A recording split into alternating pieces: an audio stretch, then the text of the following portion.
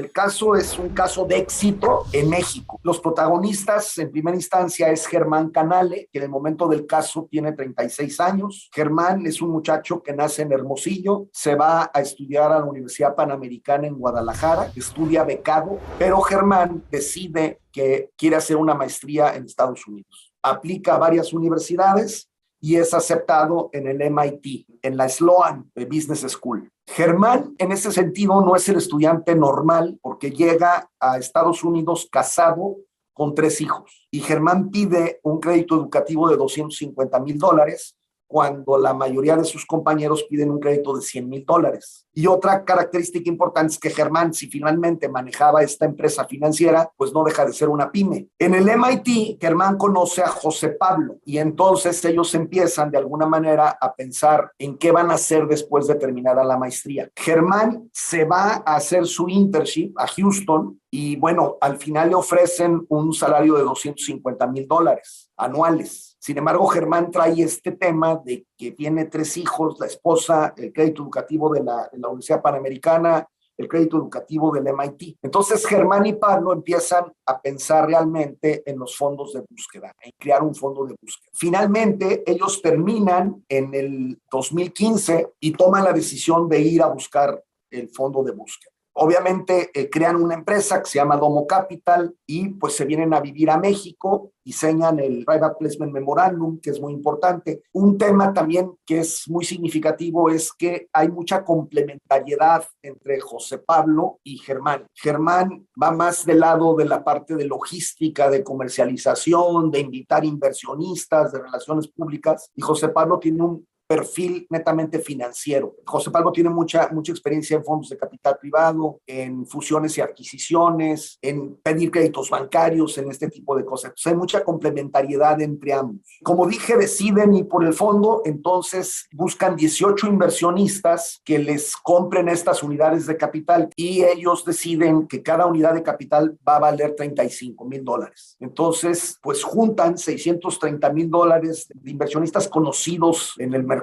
en cuestiones financieras para ponerse a buscar la empresa. En su tesis de inversión, en el Private Placement Memorandum, pues ellos definen, ¿no?, que van a ir a buscar empresas de logística, de mantenimiento, de outsourcing, de educación, de servicios financieros y de salud, entre otros, ¿no? Es un poquito amplio esto. También se proponen buscar empresas que estén ubicadas en México, en las principales ciudades, en México, Guadalajara, Monterrey, y también en algunas ciudades pequeñas, como Puebla, Tijuana. No están dispuestos a irse a una ciudad demasiado pequeña. También en su tesis de inversión, ellos proponen buscar los mercados latinos en Estados Unidos, los mercados mexicanos más grandes en los Estados Unidos. También piensan en Texas, en Chicago, en Los Ángeles, en ese tipo de ciudades. Ellos definen buscar empresas que facturen entre 10 millones y $40 millones, es decir, entre 200 millones de pesos y 800 millones de pesos, con una EBITDA, una utilidad de operación más depreciaciones y amortizaciones del 10%, negocios que tengan muy poca concentración de clientes, es decir, que los clientes sean pequeños y que no dependamos de un solo cliente. Buscan obviamente negocios que sean escalables, negocios que tengan de alguna manera una oportunidad para eficientar algunas cosas, que tengan flujos de efectivo predecibles. Esto es muy importante. Germán y José Pablo buscaban empresas donde la recurrencia fuera, por ejemplo, semanal o mensual. Y bueno, pues buscaban negocios que no fueran muy cíclicos y finalmente que no fueran muy intensivos en inversiones de capital. Es decir, en una serie de inversiones en CAPEX y en maquinaria, equipo de transporte, etc. Ellos analizaron aproximadamente 120 empresas, entre las más significativas,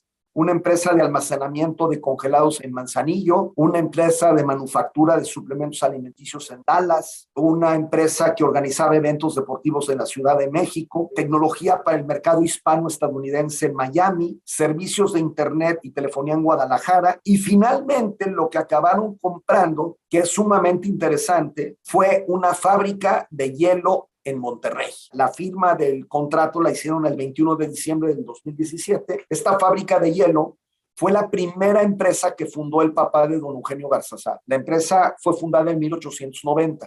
Se acordarán que en 2010 FEMSA pues le vendió a Heineken la cervecería. Y la decisión de Heineken, pues fue, no quiero nada que tenga que ver que no sea cerveza. Entonces, las corcholatas y las latas que hacían, esa división se la vendieron a Crown, las etiquetas se las vendieron a otra empresa y obviamente Heineken no quería la fábrica de hielo. Entonces, esto es muy interesante porque decíamos que las posibles oportunidades para los fondos de búsqueda están en las empresas que no tienen una sucesión. Sin embargo, en estas fusiones y adquisiciones de megaempresotas como FEMSA y Heineken, también hay algunas oportunidades para los fondos de búsqueda. Eso a mí me parece que es de lo más atractivo del caso. Obviamente era una empresa que pertenecía a Cervecería Cuauhtémoc Moctezuma. Bueno, pues lo primero que ellos hacen es formar una empresa y ellos a esa empresa, que no tenía nombre porque era parte de la cervecería, le llaman Agua Fría. Hoy así se llama la empresa, Agua Fría. El primer paso pues es separar esta parte de Heineken, de la razón social, y a partir de ahí, del 2018, ellos empiezan a pensar cómo crecer la empresa. Y básicamente hacen dos cosas muy interesantes. Primero, se dan cuenta que los clientes van a recoger el hielo a la empresa, que esto era muy común en las empresas de don Eugenio Garzazada. Y lo primero que ellos hacen es decir, llevo yo el hielo de alguna manera al Oxxo o al H-E-B o a Soriana o a las cadenas. Entonces ellos se dan cuenta que hay una gran oportunidad. En lugar de estar vendiendo con distribuidores que van a recoger a la planta, ellos crean una capacidad logística para entregar. Y entonces hoy entregan a muchísimas empresas que tienen desde un punto de venta hasta Oxxo, que en esta zona de Nuevo León, Tamaulipas, puede tener pues miles de tiendas. Y la segunda parte, que es muy interesante, es se dan cuenta que el negocio del hielo es un negocio local, es un negocio regional. Y entonces, en el 2019, adquieren una empresa de hielo en Monclova. Y entonces traen como dos vertientes de crecimiento. Una, en cuanto a la cuestión logística, lo que ha hecho Germán y José Pablo, pues es de alguna manera eficientar muchísimo el servicio de las entregas. Entonces, han crecido orgánicamente y han fortalecido la operación de Agua Fría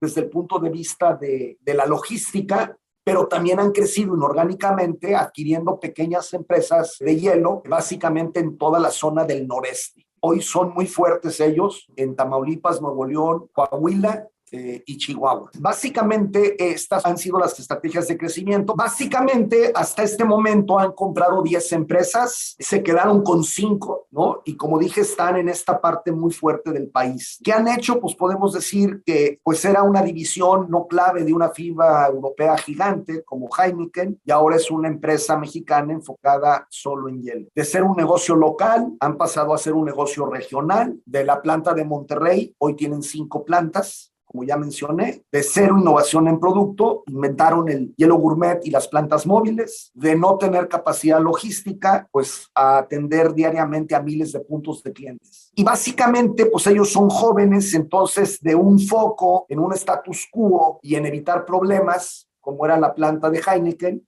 pues ellos tienen el foco en crecer y en de alguna manera resolver problemas. El crecimiento ha sido muy importante en estos años. Tenían que vender la empresa, pero los propios accionistas decidieron que la manejaran otros 3 o 4 años y que de alguna manera se fueran y atacaran, por ejemplo, los estados de San Luis Potosí y de Zacatecas. Podemos pensar en qué tipo de empresas podrían ser las que adquirieran la fábrica de hielo. Ellos ven un potencial en este negocio tipo Bimbo. Bimbo, el pan era también un negocio local. Sin embargo, Bimbo pues, se quedó con gran parte del negocio del pan en México. Entonces ellos ven una posibilidad de hacer algo muy parecido con esto. En esta decisión de los accionistas de continuar otros años en la empresa, se evaluó la empresa y de alguna manera a José Pablo y a Germán ya les dieron lo que en capital privado se conoce como carry, que es te comparto utilidades, ¿no? Y en este caso, pues ya hoy ellos tienen acciones de la empresa. Me parece a mí que es un ejemplo muy interesante de la implementación de fondos de búsqueda en México y posiblemente en América Latina. Es un ejemplo exitoso, es un ejemplo de sí se puede y a mí me parece que para una persona que quiere ser emprendedor de 30 a 40 años, es un vehículo que tiene muchísimas ventajas, más que el buscar algo nuevo y que es mucho más riesgoso. Obviamente, digo, el caso pareciera ser que es muy fácil. Yo no quisiera mandar ese mensaje de que es muy sencillo hacerlo. Sin embargo, por eso el caso es muy interesante, porque nos da pauta de que si se hace bien, pues se puede. Y eso fomenta de alguna manera el que una persona pueda ser dueño. Cuando les platiqué la historia de Germán particularmente, pues Germán es un agente de Hermosillo de clase media que no hubiera podido comprar una empresa porque no tenía recursos su familia. Sin embargo, hoy tiene ya acciones de la empresa. Entonces, eso a mí me parece que es fascinante y que es un ejemplo que muchísimas personas pueden seguir. También en este tema, y con esto voy a terminar, me parece que los fondos de búsqueda también cumplen una cuestión social. Pensemos en la empresa que no tiene sucesión, que el dueño ya está cansado y que de alguna manera no tiene quien continúe en la empresa. Posiblemente esa empresa se venda o se cierre. Y cerrar empresas en México es terrible porque obviamente se pierden fuentes de empleo. Entonces los fondos de búsqueda también pueden ser una buena forma de continuar las empresas que ya están funcionando y que de alguna manera son exitosas. Hay mucha literatura. Yo la verdad que los invitaría a que revisen estos reportes que hace Stanford cada 2 años, que hace el IESE, y pues que se metan un poco más a entender el vehículo financiero, que a mí me parece que es súper atractivo para los emprendedores y de alguna manera, como dice el profesor Blausbeck, una forma de invertir, de emprender, pues es comprar un negocio que ya está funcionando. IPADE. The World Calls.